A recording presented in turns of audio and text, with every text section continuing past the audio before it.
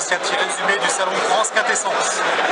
Après avoir testé quelques associations mets cognac, j'ai testé l'expérience Garden Party. La distillerie Massenet nous propose des liqueurs originales telles que la carotte, le romarin ou les tomates séchées. J'ai pu goûter un cocktail vodka, liqueur de concombre, jus de pomme, par-dessus lequel on avait mis un peu de spray au basilic.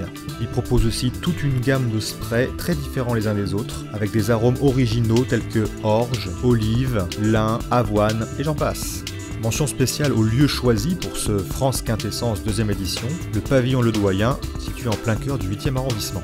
Dans la grande salle, j'ai retrouvé Jean Metzger de chez Uberard qui nous propose 3 nouvelles expressions. Le nouveau R8 embouteillé à 46 degrés, qui a toujours cette pâte soufre et épice de chez Uberard avec derrière un fruit rouge généreux, touché fluide en bouche, grosse présence, finale bien longue sur le fruit. Le RS Banyuls 2009-2016, embouteillé à 60 degrés, avec des notes torréfiées, chocolatées, du toffee au nez, le soufre qui n'arrive que dans un deuxième temps, une bouche très puissante évidemment mais pas agressive, le Banyuls est présent mais pas écrasant parce que c'est un refill.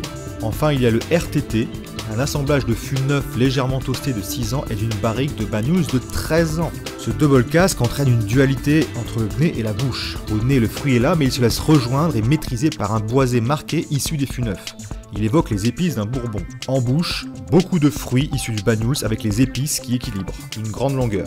Juste en face, Loïc Lelay de la distillerie des Menhirs nous présente le plus vieux single malt français, le Edu Diamant. Un whisky plutôt frais au nez avec quelques notes mentholées. On a aussi du toffee, le sarrasin est plutôt dominé par le fût.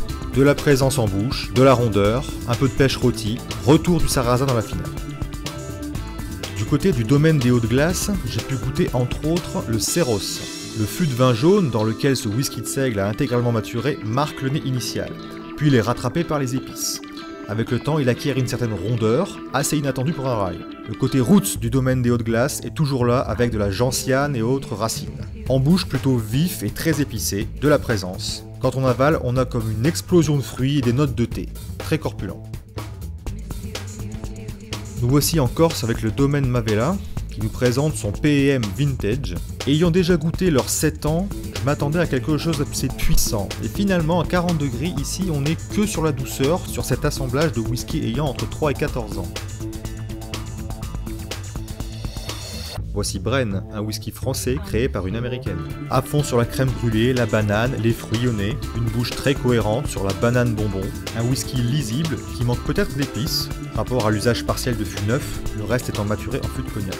Chez Berclou, on n'est pas encore assez âgé pour s'appeler whisky, mais on est déjà au 2e embouteillage. Je retrouve l'ADN de leur première expression non tourbée, directe, vive, mais pas agressive, levurée, un fruité qui se développe en bouche, avec une rondeur qui compense la vigueur. La tourbe ne domine pas et s'intègre, toucher crémeux, finale un peu courte mais ronde. J'avais goûté un précédent batch de Bellevoie, ce triple malt qui intègre des whiskies du Nord-Pas-de-Calais, des Charentes et d'Alsace. Celui-ci donne surtout de la pomme granny au nez, en bouche, équilibré mais un peu trop lisse, il me fait penser à un blend. La version rouge, embouteillée à 43 degrés, est étrangement moins expressive et fruitée. On a en revanche du toffee, la bouche est un peu plus puissante, avec une présence accrue, merci aux 3 degrés d'alcool supplémentaire, mais toujours un petit manque de relief. Chez Lehmann, j'ai goûté le Elsace Whisky Premium, 8 ans d'âge, intégralement maturé en fût de Sauterne. Au nez des notes florales, mais également chocolatées, torréfiées. En bouche, intense et empyromatique, puis fruité dans un deuxième temps. Longue finale sur le fruit. Au salon France Quintessence, on pouvait aussi tester quelques cocktails. J'ai pu goûter au bien nommé Laisse pas traîner ton fizz, un mix de fine de Calvados Père-Gontran, de crème de coco, de compote de pommes, de pimento soda et de Suze Bitters Red aromatique. L'abus d'alcool étant dangereux pour la santé et la modération de rigueur, je n'ai pas pu goûter à tous les spiritueux proposés dans ce salon. Un grand bravo aux organisateurs qui ont pu mettre ainsi à l'honneur la diversité des spiritueux français. A bientôt pour un prochain épisode.